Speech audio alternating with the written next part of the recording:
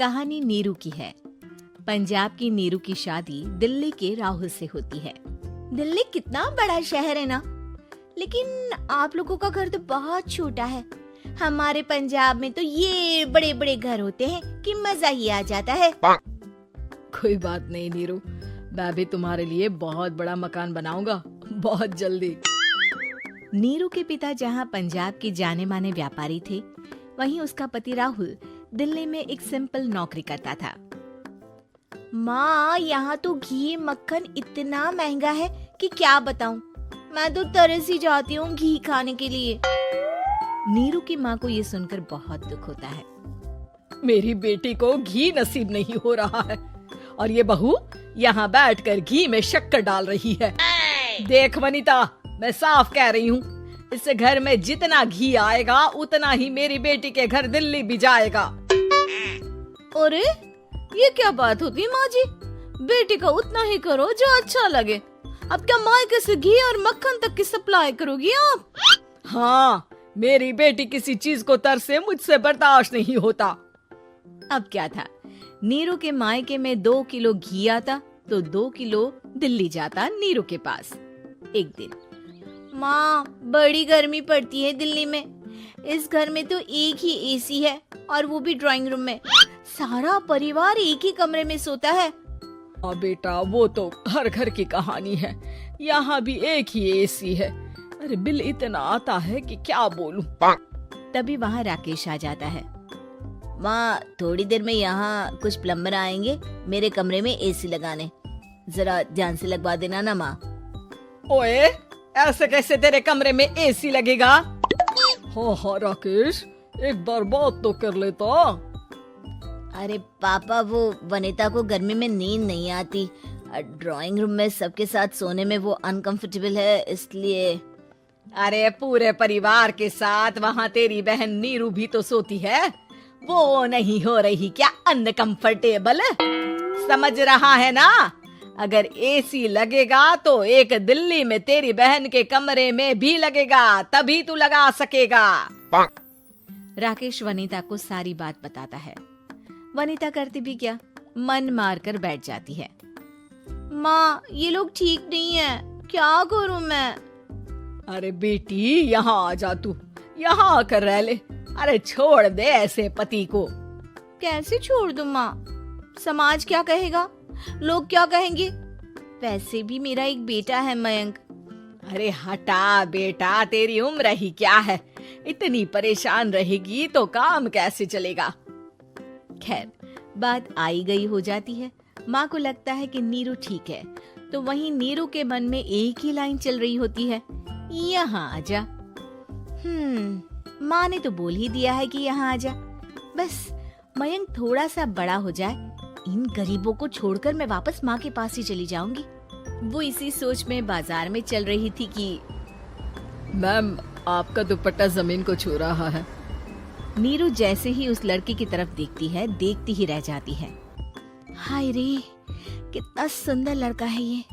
अब क्या हुआ? मैंने कहा आपका दुपट्टा। तो खुद ही उठाकर दे दो ना। लड़का समझ जाता है कि नीरू उस पर फिदा हो चुकी है। वो उससे उसका नंबर लेकर चला जाता है। अब क्या था, नीरू और रोहित में लगातार बातें होने लगती है। मैं हरियाणा का रहने वाला हूँ, यहाँ एक बड़ी कंपनी का मैनेजर हूँ। अच्छा, और कितने बच्चे हैं तुम्हारे? बच्चे? अरे मेरी तो शादी भी नहीं हुई है। तुम बताओ, शादी करोगी? नीरू शर्मा जाती है। अब लेकिन मैं तो पहले से ही शादीशुदा हूँ। मुझे फर्क नहीं पड़ता, बस तुम शादी कर लो, भाग चलते हैं। बहुत पैसे वाला हूँ मैं, हमेशा खुश रखूंगा तुम्हें। नीरू रोहित से मिलकर सारा प्लान बना लेती है और फिर एक दिन घर से भाग जाती है। दोनों शादी कर लेते हैं। शादी के बाद, क्या बात है नीरू, तुम्हें परेशान सा देखता हूँ, सब ठीक तो है ना? हाँ हाँ, सब ठीक है।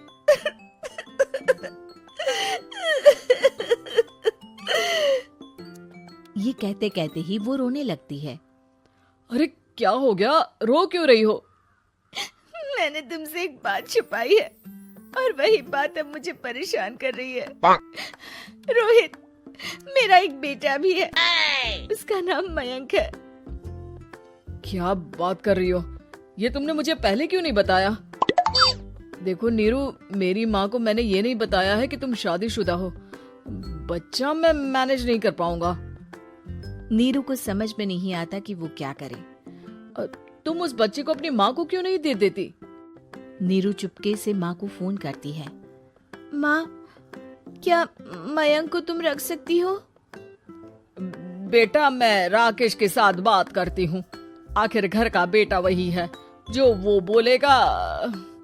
वैसे भी बेटा, तूने जो किया है ना, उसके बाद से पूरा घर तेरी बुराई कर रहा है। मैं भी अब किसी से तेरे लिए लड़ नहीं सकती। राकेश बेटा, नीरू ने तो जो किया बहुत ही बुरा किया, लेकिन मैं सोच रही थी कि क्यों ना मयंक को हम यहाँ ले आए। तभी वनीता बोल पड़ती है। वाह जी, ऐसे कैसे यहाँ ले आए? यहाँ क्या भंडारा भरा है? और जिस बच्चे की माँ ने नहीं सोचा, उसके लिए हम क्यों सोचे? नीरू को एक बार तो अपने बच्चे के बारे में सोचना चाहिए था ना। अरे लेकिन तेरे पास भी तो लड़का नहीं है ना वनीता।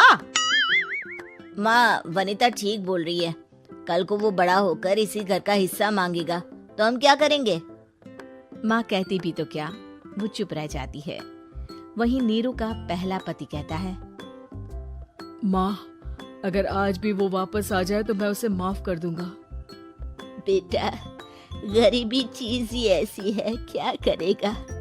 तू तो अब मयंक का सोच। वो बेचारा तो बिना माँ का हो गया। मयंक के खातिर तू दूसरी शादी कर ले बेटा। लोगों के लाख समझाने के बाद नीरू के पहले पति की शादी रिद्धि से हो जाती है, जिसके पहले पति से 2 बच्चे होते हैं। देखो जी, मैंने शादी सिर्फ बच्चे के खातिर की है। मैंने भी शादी सिर्फ बच्चों के खातिर की है। वहीं नीरू के दूसरे पति के मन में ये बात घर कर जाती है कि नीरू एक मासूम बच्चे को उसके खातिर छोड़ कर आई है। अब देखो नीरू, मुझे लगता है कि जो औरत अपनी कोख का बच्चा छोड़ सकती है, वो तो कुछ भी कर सकती है। कल को तुम्हें मुझसे अच्छा कोई मिल गया तो तुम तो मुझे भी बाय बाय कर दोगी ना। नीरू को अब उसका दूसरा पति ताने देना शुरू कर देता है। तंग आकर नीरू उसके यहाँ से भागकर अपने पहले पति के पास चली जाती है। लेकिन ससुराल में क्या लेने आई है नीरू, मयंक को? नहीं नहीं सासू माँ, मुझसे गलती हो गई, मुझे माफ कर दीजिए। नीरू, अब वक्त खत्म हो गया है, मेरी शादी हो चुकी है। तो छोड़ दो ना उसे, हमारा बच्चा है। मैं आपको अपनी माँ नहीं मानता, मेरी नहीं मान तो बात अच्छी है।